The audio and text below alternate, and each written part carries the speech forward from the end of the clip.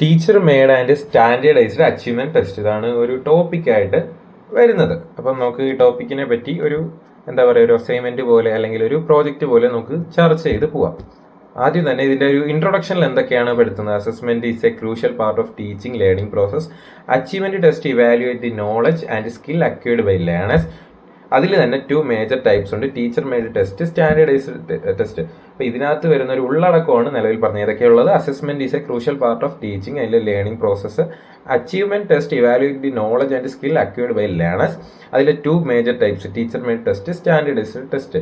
ഇത് രണ്ടുമാണ് നമ്മൾ ഇത്രയും നേരമായിട്ട് പറഞ്ഞത്. ഇനി എന്താണ് ഒരു ടീച്ചർ മെയ്ഡ് ടെസ്റ്റ് എന്ന് നമുക്ക് നോക്കാം. Prepared by class room teachers.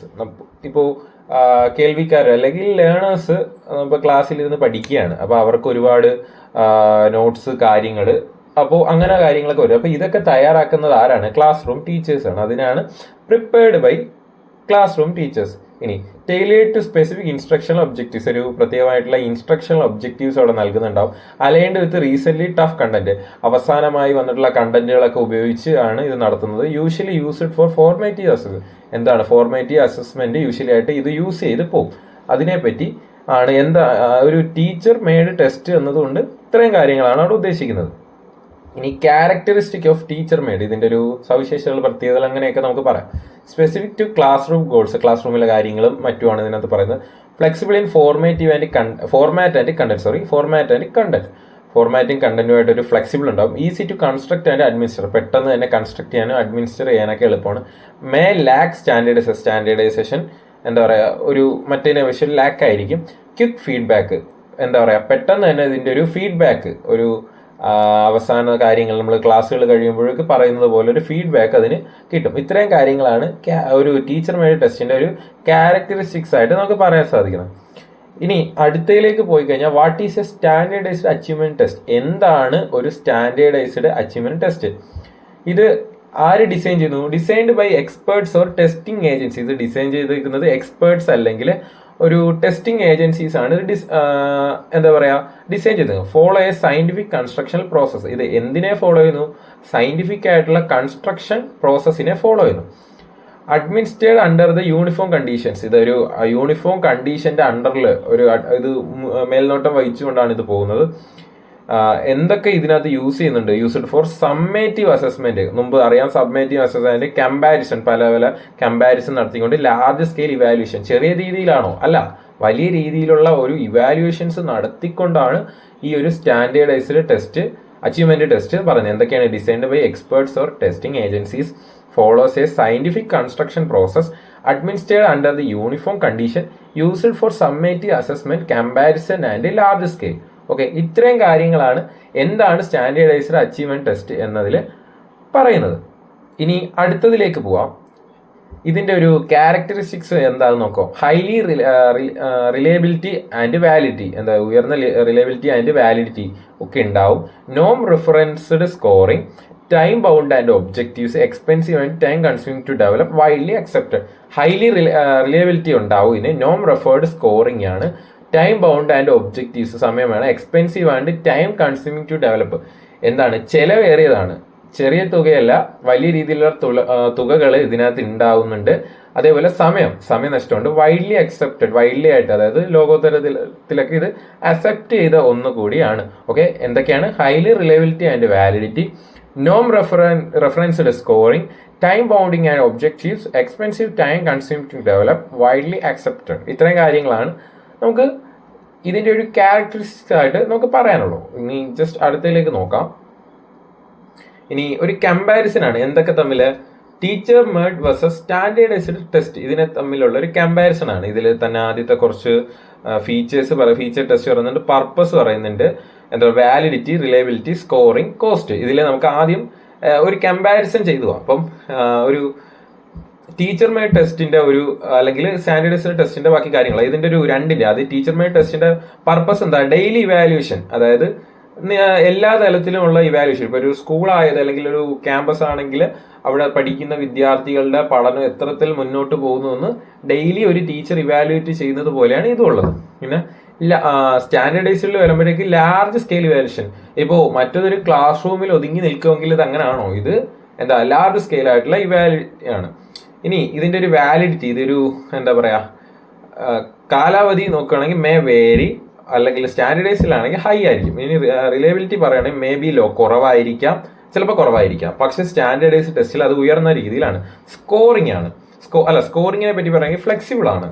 എന്താണ് വഴക്കമുള്ള രീതിയിൽ, ഫ്ലെക്സിബിൾ ആയിട്ടുള്ള രീതിയിൽ പഠിപ്പിക്കാം. കാരണം ഒരു ടോപ്പിക്ക് ഒരു ടീച്ചറിന് വിദ്യാർത്ഥികളിലേക്ക്, ഒരു ലേണറിലേക്ക് എത്തിക്കാൻ പല മാർഗം, കഥ പോലും പാട്ട് പോലെ പല രീതിയിൽ അതിൽ എത്തിക്കാൻ സാധിക്കും. മറ്റേലാകുമ്പോൾ സ്റ്റാൻഡേർഡൈസ്ഡ് ആണ്. തുകയെ പറ്റി പറയുകയാണെങ്കിൽ ടീച്ചർ മെയ്ഡ് ടെസ്റ്റ് ആണെങ്കിൽ വളരെ കുറവാണ്, എന്നാൽ സ്റ്റാൻഡേർഡൈസ്ഡ് ടെസ്റ്റിൽ വളരെ രീതിയിൽ ഉയർന്നതാണ്.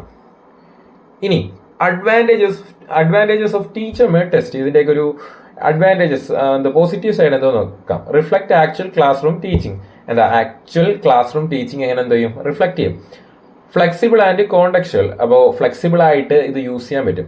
ക്വിക്ക് ആൻഡ് ഇൻഎക്സ്പെൻസീവ്, പെട്ടെന്ന് ഇപ്പോൾ ഒരു ലേണർ ഒരു ഡൗട്ട് വെക്കും, ഒരു ക്വസ്റ്റ്യൻ, ഒരു പാഠഭാഗത്തെ പറ്റി ടീച്ചർ പഠിപ്പിക്കുമ്പോൾ ഒരു ലേണർ ഒരു സംശയം ചോദിച്ചിട്ടുണ്ടെങ്കിൽ അതിന് മറുപടി ക്വിക്കായിട്ട് തന്നെ അവിടെ അവർക്ക് ആർക്കാണ്, ടീച്ചറിന് നൽകാൻ സാധിക്കും. പിന്നെ ഇൻഎക്സ്പെൻസീവ്, ചിലവില്ല. ഇപ്പോൾ ഒരു സംശയം ക്ലിയർ ചെയ്യാനായിട്ട് അവിടെ ഒരു ചിലവ് വരുന്നില്ല. ക്യാൻ ആക്സസ് സ്പെസിഫിക് സ്കിൽസ്, പല രീതിയിലുള്ള സ്കില്ല് എന്താ പറയുക ആക്സസ് ചെയ്യാൻ കഴിയും. ഇനി അടുത്തതിലേക്ക് പോവുകയാണെങ്കിൽ അഡ്വാൻറ്റേജസ്. അപ്പം നമ്മൾ നേരത്തെ പറഞ്ഞത് ഏതാ,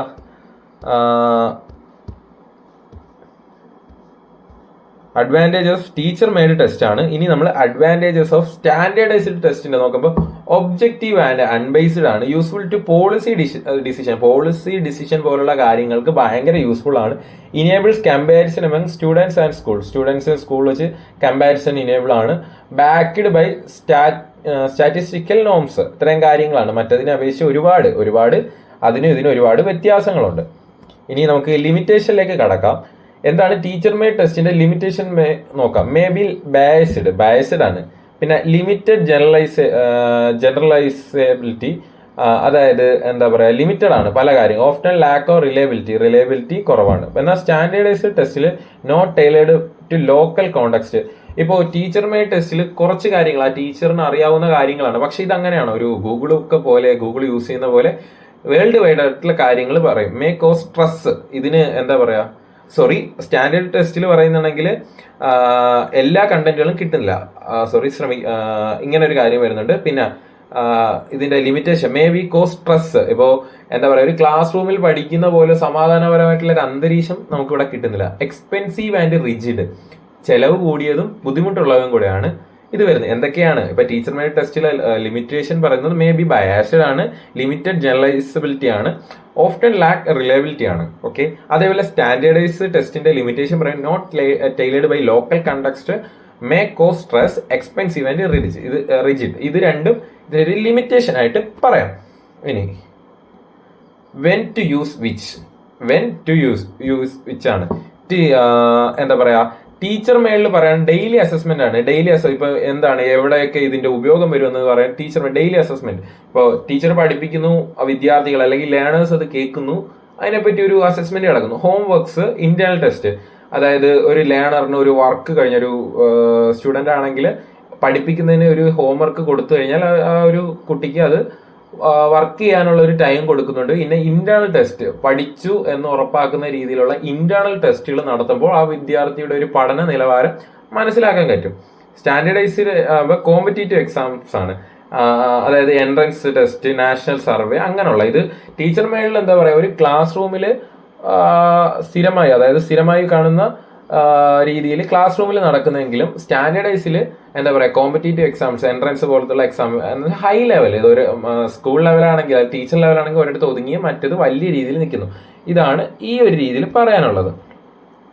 അപ്പൊ ഇത്രയും കാര്യങ്ങളാണ് ഈ ഒരു എന്താ പറയാ ഈ ഒരു കണ്ടന്റുമായിട്ട് ബന്ധപ്പെട്ട് teacher made and standardised achievement ടെസ്റ്റിനകത്ത് നമുക്ക് പറയാൻ സാധിക്കുന്നത്. എന്തൊക്കെയാണ് നമ്മളിപ്പോൾ ഇത് പറഞ്ഞത്? ഇതിനകത്ത് what is teacher made test, എന്തൊക്കെയാണ് ടീച്ചർ മെയ്ഡ് ടെസ്റ്റിനെ പറ്റി നമ്മൾ പറഞ്ഞു. അതേപോലെ ക്യാരക്ടറിസ്റ്റിക് ഓഫ് ടീച്ചർ മെയ്ഡ് ടെസ്റ്റിനെ പറ്റി പറഞ്ഞു. സ്റ്റാൻഡേർഡൈസ്ഡ് അച്ചീവ്മെന്റ് ടെസ്റ്റ് എന്താന്ന് പറഞ്ഞു.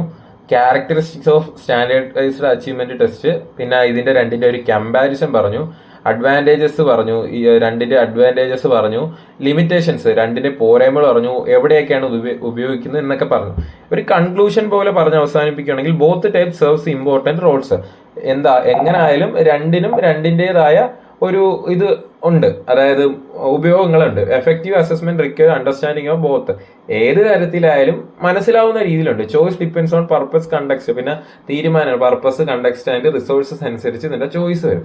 ഇത്രയും കാര്യങ്ങളാണ് ഏതാണ് ഈ ഒരു teacher made and standardise test achievement ഈ ഒരു കണ്ടന്റിനകത്ത് പറയുന്നത്. അപ്പൊ ഇത്രയും കാര്യങ്ങളാണ് ഇതിൽ വന്നുകൊണ്ടിരിക്കുന്നത്.